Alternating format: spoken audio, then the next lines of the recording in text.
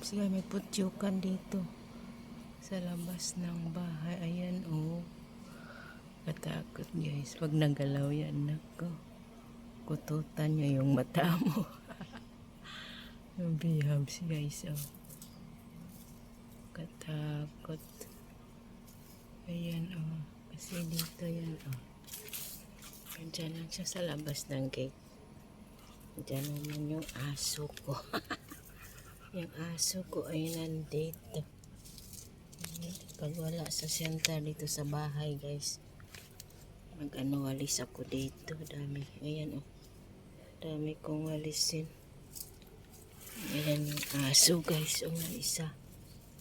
Sobrang init dito. Tingnan mo, tuyo na yung halaman. Ayan na yung ano dati, yung magandang kahoy, oh. Pinutol. Pinutol, eh. Ayan, sobrang init dito. Tingnan mo yung aso. Ihingal siya kasi mainit. Magwalis-walis ako, guys. Sorry. Ayan. Ayan yung beehive. Balik tayo doon sa beehive. Ayan yung beehive.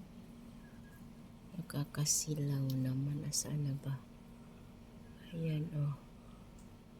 Ayan yung beehive. Ayan ang beehive. Tutyukan, madugas yan. Ayan na, guys. Ayan na yung aking, yung kahoy ko dati. Maganda yung ano na yan, puno, pinutol na. Ito yun, guys, ang aking lilinisin. Tapos yung aso kong isa, ayan, bagong gupit, kalbo. Tapos andoon yung aking langka doon, wala, pangit naman, wala naman bunga. May bunga siya, napa, tamasukon man. Guys, magwalis-walis ako. Anyway, para may pang ano ako, guys, pang upload. Hindi pa ako ano. Bukas wala rin kaming pasok sa center. Sa ano pa, Martes pa. Kaya hindi ako makapag-live. Ewan, subukan ko nga mag-live dito. Bukas kung may titingin. Ayan, guys. Walis ako. Kunin ko nga yung walis. Sobrang init. May. Sunod-sunod ka sa akin, ah. Ayan, oh. Tingnan mo yung ano, yung tanglad o laya. Kasi sobrang init.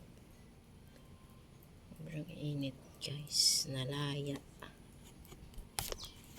Patong ko nga dito sa ano, sa basurahan. Nagwalis ako, eh.